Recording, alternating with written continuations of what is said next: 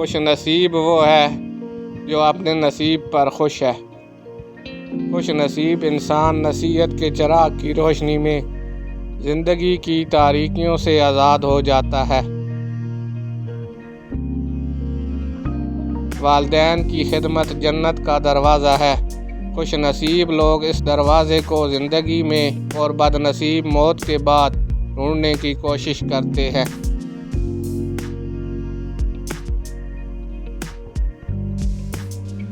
خود غرض لوگ سائے کی طرح ہوتے ہیں جو روشنی میں تو نظر آتے ہیں مگر اندھیرے میں تو غائب ہو جاتے ہیں۔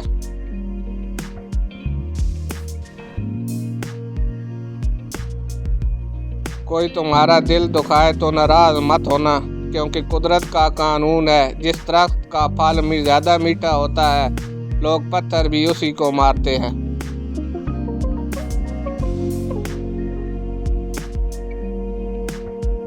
دلوں میں بسنے والے تو پھولوں کے سے جیسے ہوتے ہیں، دنیا سے چلے بھی جائیں تو پیچھے یادوں کی خوشبو چھوڑ جاتے ہیں۔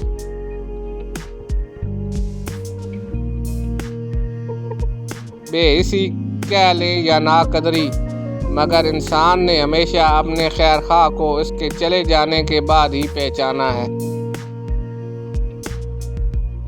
بادل کی طرح رہو جو صرف پھولوں پر ہی نہیں کانٹوں پر بھی برستا ہے۔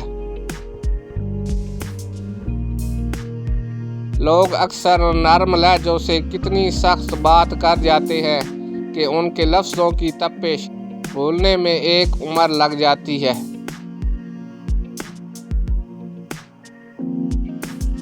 آج کا انسان دولت کو خوش نصیبی سمجھتا ہے اور یہی اس کی بد نصیبی کا ثبوت ہے۔ انسان کی انسانیت تب ختم ہوتی ہے جب اسے دوسروں کے دکھوں پر ہنسی آنے لگے۔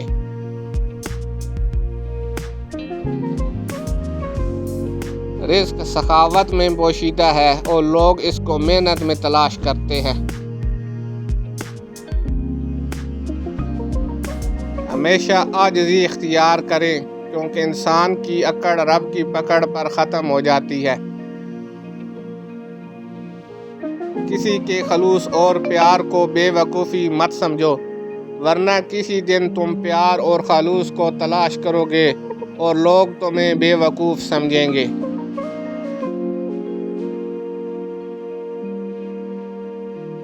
رشتوں کی خوبصورتی ایک دوسرے کی بات کو برداشت کرنے میں ہے۔ بے عیب انسان تلاش کرو گے تو تنہا رہ جاؤ گے۔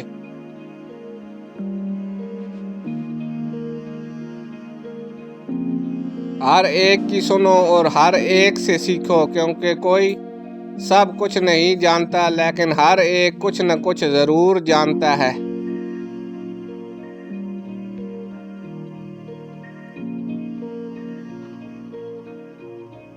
بہت سے لوگ صحیح بات کو سمجھ نہ آنے پر بھی غلط قرار دیتے ہیں۔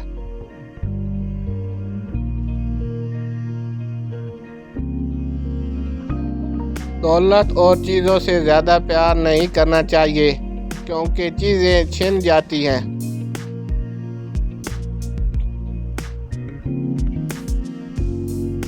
سجدوں میں گرنے سے پہلے ان لوگوں کو گلے لگائیں جو آپ کی وجہ سے اذیت میں ہیں، کیونکہ دل آزاریاں معاف نہیں ہوتی۔